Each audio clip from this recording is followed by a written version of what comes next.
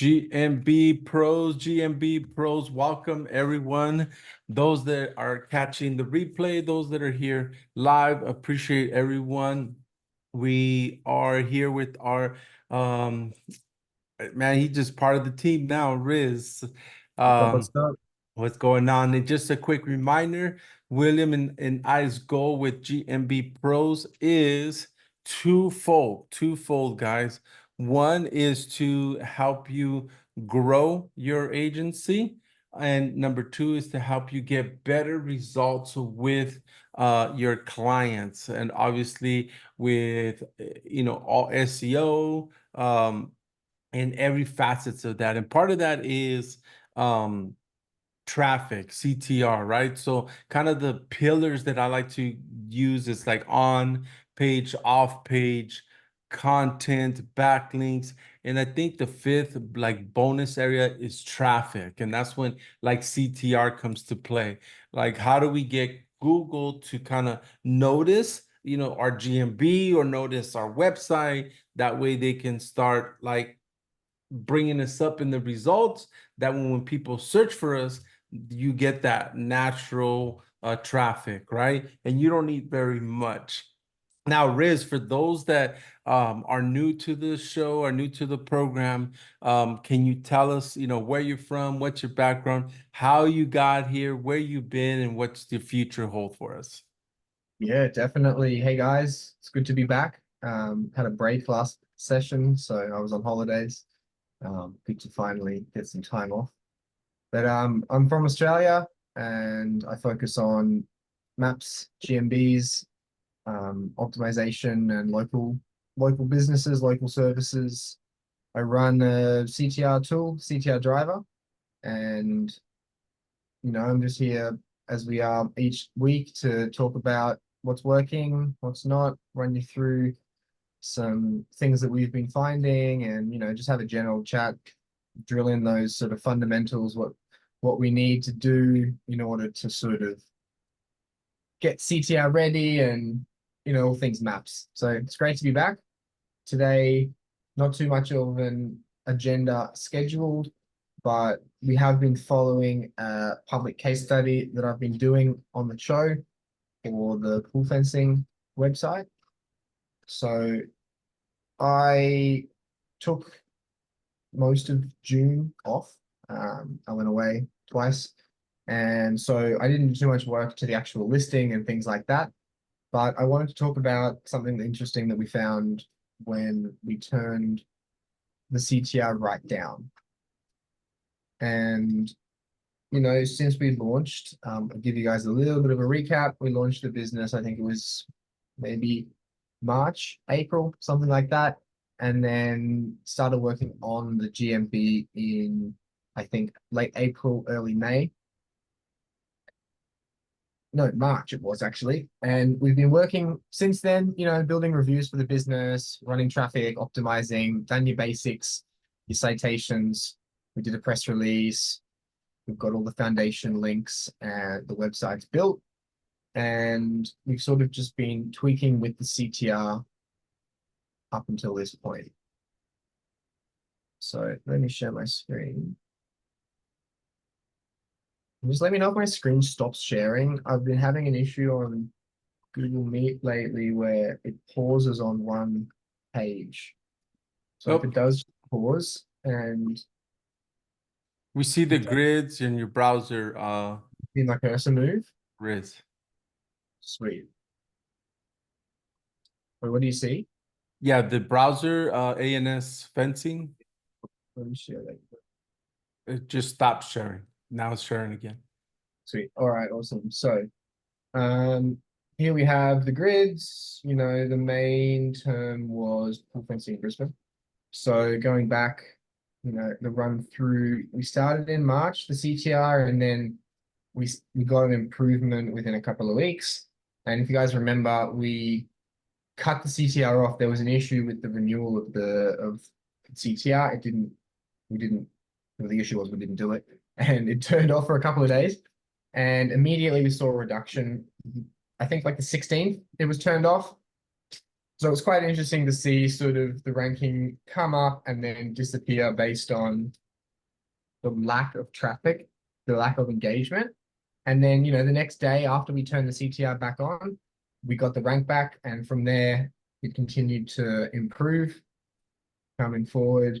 April, May, just sort of steady, not doing too much extra work to it, just getting reviews and waiting for that initial foundational setup that we spoke about before to come through and the links get indexed and Google to recognize the site and all of that. End of May, probably the best rank we had so far. And then for June, we really only ran, I think it was 40 clicks for the CTR, maybe a little more. No driving directions. And, through June, we've seen a steady increase right up until the scan I did a couple of days ago, where we're even more in the map pack. The share of vocal voice, 66%, up from 24% a month ago. And if you look at the statistics, everything's just fallen off because, we're not running any CTR anymore.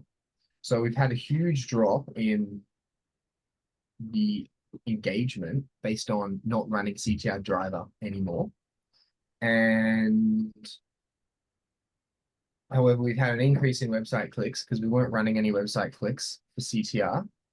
And we've had an increase in the calls as well. So, I can only speculate on what's happened. There has been an update, but I suppose it's that foundational work that we've been building up and that we've been working on since March that is coming through. And if you look at the website, you'll also see that if we compare 3 months sections, we're seeing an increase in organic traffic as well. So, if you look at just the impressions, you can see every day, I mean, this was a spike where we ran some impressions, but you can see every day it's trending up and moving in the right direction. Looking at the clicks as well, it's the same thing, constant daily clicks in an upwards direction. We'll get some arrows on the screen.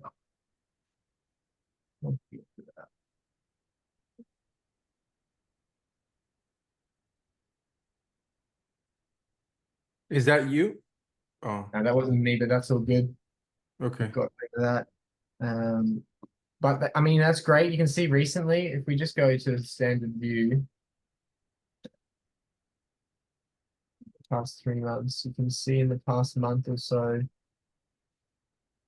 getting more traffic, things are going up. And that's with the reduction of CTR. So it's interesting to see that, I think, as I said, it's down to having more foundational work that you've set up initially come through. Even the reviews, like we haven't had a review for the past 3 weeks either. So it's not necessarily, you don't see an immediate impact on when you set your website up, when you set your business up, you do your foundational stuff. It's going to roll through. And I think this is a perfect example of that in action. Like I would never recommend turning off a CTR campaign. We just sort of thought we'd test it because we want to test different things and see what the results are. But I'm not going to say it's the turning off of the CTR that's made the rank increase, but it does go against what most people say in terms of, well, if you turn your CTR off, you're going to drop. And that's what I was talking about earlier. You can see it here. Even though it was turned off, you kind of like pick up the natural searches, right? You kind of pick up like people start noticing you and start going. That's why you don't need, you just want enough to get noticed so the organic searches will pick up where you're leaving off for sure. Exactly. And if you look at the numbers, I mean, if you look at the direction requests we were going quite heavy. We were running a lot of searches. This was a test, and we were running an insane amount of this is just driving directions, 368 in May, down to 34 in June. And if we go to the daily, you can see where the CTR stopped. 30, 44 driving directions, 42, and then it tapered off from there. But the rank has continued to increase, which is interesting. But I guess with no CTR, we're getting a little bit of engagement. You can still see 9 interactions on Thursday, and we go to June, 10 on Monday. So, the Mondays are generally the most active for this industry, just because, people do their research on the weekend and then they call you on the Monday when they're at work, when they're supposed to be working. Mhm. But yeah, I guess, taking note of this and moving into what we're going to talk about today, I think it shows that it's important to set up your fundamentals. And when you do the CTR, actually sort of set it up in a way that makes sense to Google and is what's expected of a user. So we always speak about brand search, and I think it's working better than ever now. And we've actually sort of increased our numbers and our percentages in how we work out and how many brand searches we want to run. And we're aiming for that sort of 30 to 50% range in your sort of both traffic that we're sending and traffic that's coming in as a whole.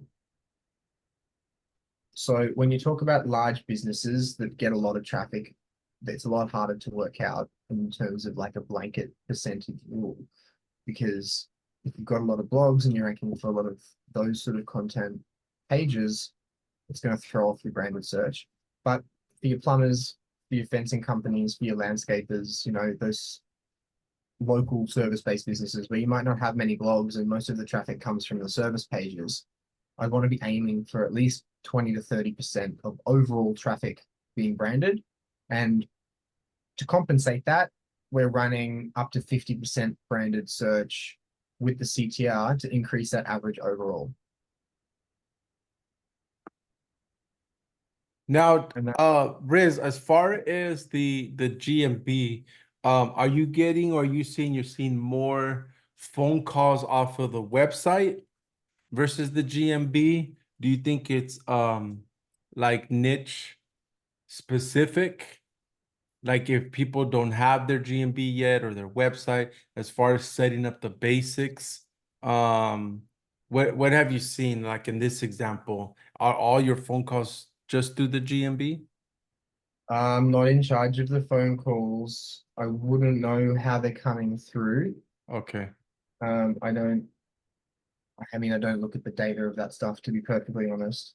But I think it's based on my knowledge of the industry, this industry, I think people are doing their research on the weekends and then coming back to the businesses that they want to call on the Monday when they're open. Because Sunday and Monday are generally the highest traffic days, which Yeah. makes sense for that sort of rollover. So one of the things I want to point out is if you don't have the GMB, because depending on what CTR program you use, like Riz focuses on driving direction. We know Agency Assassin, we've had Ian on here. He just focuses on the GMB itself.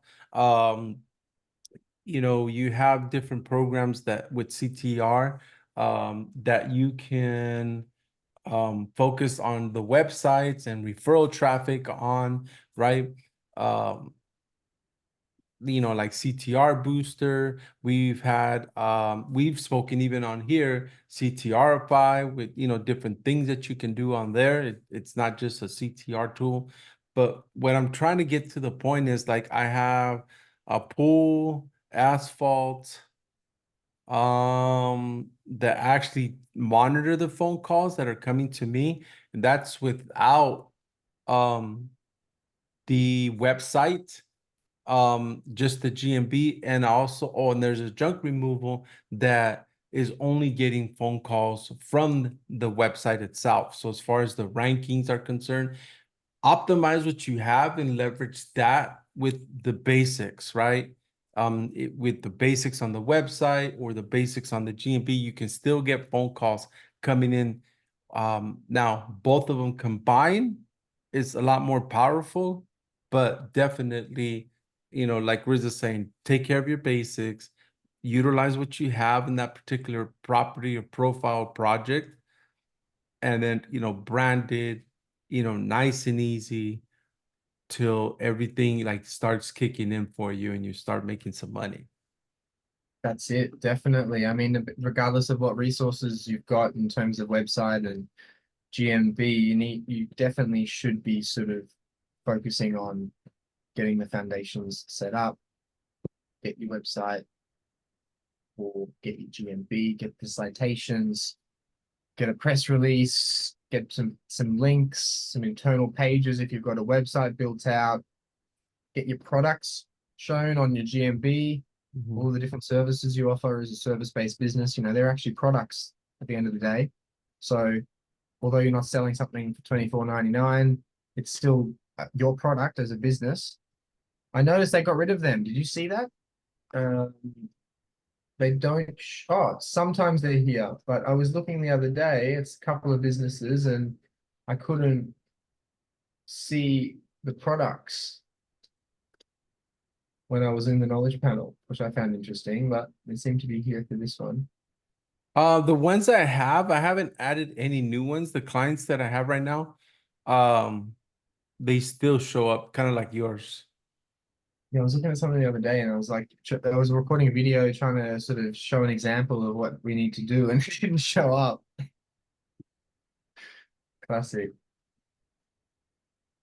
But even when you've got like a solid base, like, this profile is not insanely strong. It's got 17 reviews. It's a few months old. It's got good rankings, but you know, the rankings came from the optimization and the setup and getting the products in, having the right category. The fact that the name of the keyword is in the business name definitely helps. In the reviews, we've asked our customers, if they can mention the service that they offered, and if there's any staff that they spoke to that they can sort of, mention in the reviews. So Yeah, staff, better. pictures. And then right now, like the reviews that I'm even getting, they don't even have any text to them. They're very ugly reviews, is what I like to call them. It's just the stars, it's just the review, but they're sticking. And I'm noticing that's making a difference in the rankings. Um, so with the reviews I'm getting, and I'm going probably 3, 4 months now that they're sticking and they're working. They're not the Nice. prettiest review, and just because they're not the prettiest as far as cost, they're not any cheaper. It's crazy, but we're aiming for them to stick, and it's that I find that to be effective right now. I think, when the review wipes came around over the past year or so, I think people definitely lost a lot of rank when reviews dropped. And I mean, we had businesses that lost genuine reviews, and you saw an impact, even though, across the board, a lot of businesses lost reviews. There was definitely a decline when those review numbers drop. Even if you've got more reviews than the competitors, which, hones down, you need to get as many reviews as you can. You need to be asking clients, having automation set up to, be getting your clients to get reviews from their customers. Yeah, Because I 100%. think we had more a few months ago, but a couple of them fell off as they do, as every business owner faces the issue of reviews dropping off completely randomly. But yeah, having that strong base is important. And there's nothing that we have done to this listing that's been too special. Everything we've done, we've spoken about in these calls. And yeah, it's ranking pretty well. That's the primary keyword across a, what's that, 13 square kilometers. That's quite a lot. Full fencing, even without the geo. This is something that a lot of people don't look at and don't realize. Always check the rank for your term, your keyword without the geo modifier, without the city name. And you, a lot of the time, you'll be pleasantly surprised at the rank, especially around your area. And there's always things you can do to increase that. You know, add more on the page, add more keywords on the page, increase the density, add them into reviews. You can add one more, but near me, add near me a couple of times on your website. You know, that's going to help dissociate you and the city and the primary keyword, not just with the geo modifier. And yeah, if you haven't done it in a while, run yourself a scan with just the primary keyword, and you'll probably be pleasantly surprised at the result. Yeah, But as especially those money keywords, you want to make sure that you continue working on those. definitely, and then, you know, as we sort of moved on, as we went from, because initially we focused on the brand, running traffic to the brand, we didn't really run any target searches to the actual keywords we were trying to rank. It was all brand plus keyword, or brand plus location, or brand plus near me, brand plus like where is the business located. Questions that and queries that, you know, genuine people would have when they're looking for a business. Brand plus product name. How many times do you half remember the name of a product in a store, and you know, maybe you saw an ad or your friend recommended something, and you open Google and it's like Walmart barbecue tongs. And that's such a common thing to do. So when running manipulated traffic and then matching those things that people would do shows Google more legitimacy in the searches. Yeah, 100%. And how is the driving directions? Any updates on that with your CTR? Updates as in how so? Like Google updates that affected you? You still seeing pretty solid movement? So we saw a couple of campaigns. I noticed that in some obscure countries, the reporting was not as strong in the analytics as the jobs we were running. And I haven't looked into it too much, but there is some sort of change there. So I think, you know, it goes down to, I've heard people talking about other systems and other CTR methods that where the reporting has stopped coming in. And I think it comes down to a couple of things. Number one, what are the devices that are being used for the CTR? Like when you've got Chromium or like a Google Chrome type browser, which you're making look like a mobile by changing the aspect ratio and changing the user agent and running Selenium or some sort of automation on that browser on a computer or in, like, you know, some sort of server in some way. It's Google's picking up on something that is related to the fact that it's not a mobile, like it's not iOS, it's not Android, it's some other operating system, but it's pretending to be a mobile. And I think one of the, you know, the only way you can improve that is by having a genuine device, an Android or an iOS operating system on running the search. Mhm. And, you know, there's ways of getting around it with having great proxies which rotate all of the time and are super local and specific, and then you can get the jobs counted in the analytics. But I think with the mobile operating systems, we run in the larger countries, we run country specific proxies. And, when the searches are coming in, the clicks are showing in the analytics. And I think that's something that's changed over the past month or so, maybe 2 months with Google. There's more searches that are coming up in different tools and different CTR methods that aren't actually showing up in analytics. Yeah, that's one thing I noticed. In fact, I was just dealing with that yesterday. I had three profiles that were running some CTR, and it says it's running, but it wasn't registering in the back end.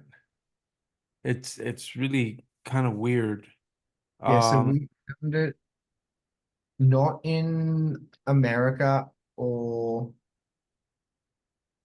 the UK or Australia, but in other countries, like more obscure countries, a couple of countries in Asia, or like um they a similar issue, but I think it's hard to say, but yeah. I think it's Google cracking down on something. And the first thing based on what I've seen, I think it's Google cracking down on non-genuine devices. And then after that, Google may be looking at more checks on where the device internet or the IP is located. And if it's close enough, I think that the stronger the device, the more genuine the device, Mhm. the less checks they're doing on the proxy. And the weaker or the more spoofed the device is, the more checks they're doing on the proxy. So I think we're seeing more of our searches get counted and included in the analytics. In those main countries, we haven't found any drops, Mhm. which just shows that the tool is trusted and strong. But then I guess they are cracking down in some ways because in countries where they're tens of thousands of miles away from a proxy we have, they're not necessarily seeing the same results that we saw before the update. Yeah. Now, when you have like your stubborn ones, Riz, like stubborn, um, because I've even gone to kind of trigger it over, obviously. Now, here's the thing. This is why I kind of hesitate sometimes with taking on some clients where you only have the GMB or you're white labeling from somebody else and on a stubborn um profile. And Stubborn pro I don't sucks. yeah, like stubborn. Like what do you besides the CTR in especially when you have limited access, right? Like somebody comes up to you, hey, I don't know what else to do with this, and you have limited access. How do you kind of how would you maneuver it or at all? Do you even take something like that on? I'll take anyone on. I think like it always comes back down to the fundamentals, and it sounds stupid. It sounds like I'm taking you for a laugh here, but we took a client on in May, Mm-hmm. and been around everyone, been to multiple different large, very respected agencies, had some great wins in the past with different agencies, and decided to move on. Ranked very well uh, in the past, but you know, built a new website, and since then, the rankings for the maps have dropped. You know, hundreds of citations, press releases, all the things have been done.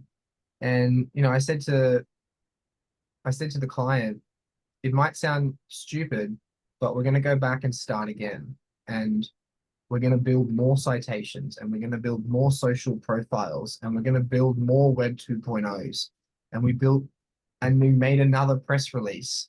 And within 6 weeks, the business has shot up the maps is ranking more, and we turn on the CTR, and the improvements are continuing. So even if you've done it, a few months ago, even if those citations are still getting indexed, find some more. Um, increase the branded traffic slightly, get some more reviews, get a sort of stack of reviews in a short period of time. Like, it's all about the review velocity. So if you can get 5, 6, 7 reviews from clients in a week, you're going to have far more reviews in that week than other businesses.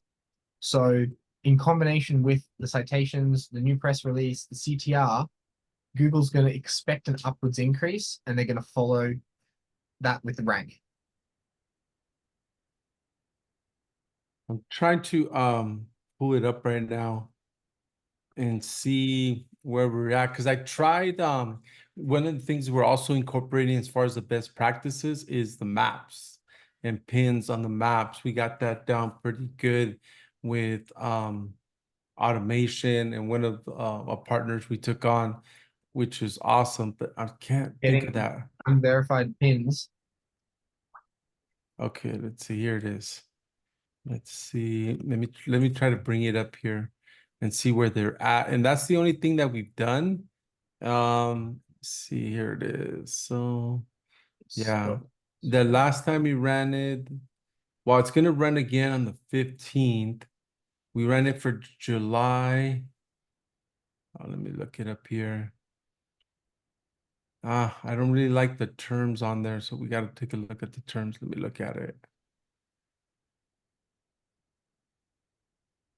And they're in New York, so it's a tough area, and it's right, on East Village, like Union Square. So it's that little island between New Jersey and New York. Mm.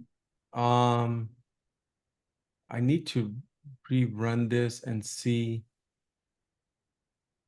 where we're at with it. Yeah, see, it's not moving at all, at all.